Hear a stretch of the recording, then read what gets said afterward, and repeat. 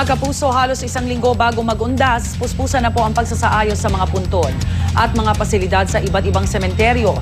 At nakatutok ang GMA News para ihatid sa inyo ang pinakasariwang balita. Nasa Manila North Cemetery si Susan Enriquez. Nasa Bagbag Cemetery naman sa Quezon City si P. Arcangel, habang nasa North Luzon Expressway si Love Anyover. Unahin po natin ang Manila North Cemetery at naroroon si Susan Enriquez. Susan. Rhea, taon-taon ay mahigit 1 milyon yung dumadag sa mga tao dito sa Manila North Cemetery para dalawin ang kanilang mga yumaong mahal sa buhay. Kaya isa yun sa mga pinaghahandaan talaga ng lokal na pamahalaan ng lungsod ng Manila. At ngayon, dahil medyo makikita ho ninyo sa may likod ko, meron hong ginagawang parang tawag dredging or whatever itong MMDA. Kaya ho ito yung nakikita natin na pwede makaapekto ho sa daloy ng trapiko sa pagpunta ho ng mga kababayan natin dito sa Manila North Cemetery. Kaya alamin ho natin mula kay Vice Mayor Isko Moreno ng lungsod ng Maynila kung ano mga plano nila para doon sa nalalapit na undas. Vice, good morning. Hi, good morning ho sa inyo at sa lahat po nanonood ng GMA7. Ito yung isa sa pinakamaraming dumarating na tao. Pero yan nga, merong ginagawa dito. Ano ba ito, Vice? Ito po ay dredging effort ng national government para po sa mga nakatakdang pag-ulan sa darating na linggo at buwan itong taon na ito. Marami po yung nangyayari ngayon sapagkat medyo lumalala po ang pagbaha sa lungsod ng Maynila na hindi naman natin tinatanggi sapagkat geographically challenged ang Maynila. You know, we're living below sea level. So konting buhos lang ay talagang hinahamon kami ng sakuna. Ng kalikasan. So paano mangyayari dito? Ito ba ay by November 1 tapos na ito? Or kung hindi naman, ano ang plano natin? Hopefully matapos na yan kasi yung isang side dito sa bandang unahan pa rito natapos na nung isang linggo. At sana naman matapos din kagad bago mag-November 1. But meron pong binilin si Pangulong Mayor Erap na isaayos ang daloy ng trapiko, ng behikulo at trapiko ng tao.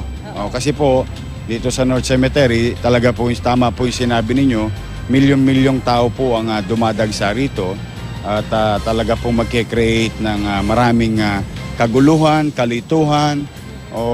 Kaya po may paghahandang ginawa si Pangulong Mayor Erap sa trapiko, sa peace and order, sa assistance, medical support na gagamitin natin yung mga health centers, health workers, doctors ng mga hospital and Philippine National Red Cross. At yung director po na si Rapi Mendez ay abalang-abala po. Sila po 24 hours na po ngayong naghahanda. At the same time din po, yung bilin ni Pangulong Mayor Erap na yung mga mahihirap nating kababayan na makapagtinda sa loob pero organized. At sila naman po ay sisingilin ng tamang buwis o yung special permit. At yung kung ano po yung binayad nila ay yun din pong resibong makukuha nila. Tapos na po yung mga panahon na sobrang bayad, kulang ang resibo. Okay, nakita ka meron kang hawak dito. Importante humalaman to ng mga kababayan natin dahil yung mga pupunta may mga dalang sasakyan. Unahin natin yung mga parking area na inilagay nyo. Ito pong hinanda na traffic advisory ng Manila Traffic Enforcement Unit na headed by Major Sagaysay at Manila Traffic Parking Bureau headed by Director Carter Loica. Sa mga kababayan po natin na nanonood ngayon, maaari po kayong pumarada sa mga susunod na kalye. The entire stretch of Craig Street, stretch of Simon Street, stretch of Felix Huertas Street, stretch of Sulu Street, stretch of Oroqueta Street, and stretch of Metrica, and other peripheries na included ng rerouting. Kasi may mga rerouting po tayo. Opo, dahil marami pong isasarang kalye.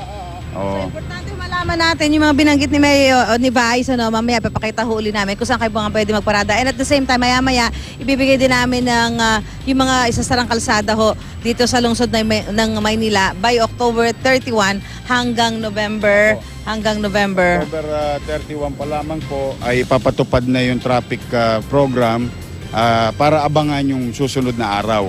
So hanggang November 1. Okay. So ayan ho, yung mga paghahandang ginagawa ngayon ng lokal na pamahalaan kaugnay po ng nalalapit na undas at para ho doon sa mga kababayan natin na dalagsa dito sa Manila North Cemetery.